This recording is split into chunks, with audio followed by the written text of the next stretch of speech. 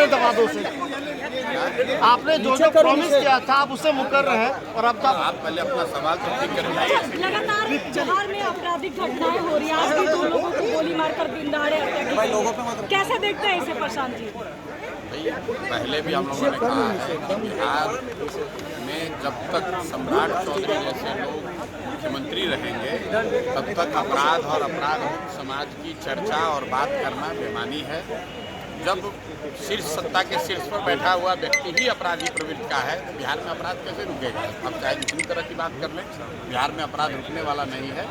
लेकिन ये लोगों को तय करना है, बाकी पूरी जनता ने दिखाया है। बिहार के लोगों को भी सोचने समझने की बात है कि आप जब गलत लोगों का चुनाव करेंगे, गलत लोगों को कुर्सी पर बैठाएंगे तो गलत ही होगा। अच्छा, जो लोग नौकरी नहीं दे रहे हैं, जो लोग नौकरी नहीं दे रहे हैं, सरकारी नौकरी की बात सरकार के द्वारा किया जा रहा है, नहीं दे रहे। आप प्राइवेट नौकरी की ही बात कही तब से आपके सवालों पर सरकार जो है विपक्ष को सरकार घेर रही है आपकी बातों पर, क्या कहेंगे? कौन घेर रहा? बीजेपी के 10,000 आदमी को नौकरी नहीं मिलना चाहिए? बोल रहे हैं कि कैसे दे अरे कैसे, जब दे देंगे तो आप देखिएगा, नहीं देंगे तो आप तब सवाल पूछिएगा कि आप कहे थे आपने नहीं दिया। 10,000 लोगों को बांकीपुर क्षेत्र से 10,000 परिवार के हर परिवार से एक आदमी को कम से कम उसकी योग्यता के हिसाब से प्राइवेट नौकरी मिलनी ही मिलनी है। आपको और विपक्ष को चिंता करने की जरूरत नहीं है। वो अपने क्षेत्र की चिंता करें कि जब बांकीपुर के लोगों को मिल जाएगा तो उनके क्षेत्र के लोग उनसे पूछेंगे कि आपने क्या किया। बांकीपुर की चिंता वो हम पर छोड़ दें। 3 बरस में जब तक मेरा अभी कार्यकाल है वो नहीं होगा। हमने अभी घोषणा की है, वोट मांगने नहीं आएंगे, लेकिन हर हालत में 10,000 लोगों को यहाँ नौकरी मिलेगी।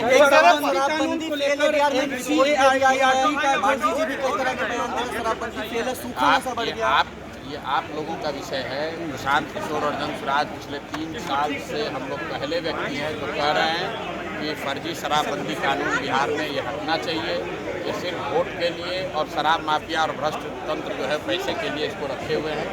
इससे कोई ना राज्य का फायदा है ना राज्य के लोगों का फायदा है। ये पूरी तरीके से शराब माफिया और भ्रष्ट अफसरों का एक तंत्र बनाया हुआ है जिससे बिहार के लोगों का नुकसान हो रहा है, फायदा किसी का। आपने पलायन रोकने की बात की थी, यही तो कह रहा है विपक्ष। आपको ज़्यादा समझ में आ रहा है। पलायन रोकने की बात कही थी जब बिहार में धनसुराज की व्यवस्था बन जाएगी और जब बिहार में ना फैक्ट्री है ना ऑफिस है तो नौकरी क्या आपके घर पर पोछा लगाने का मिलेगा?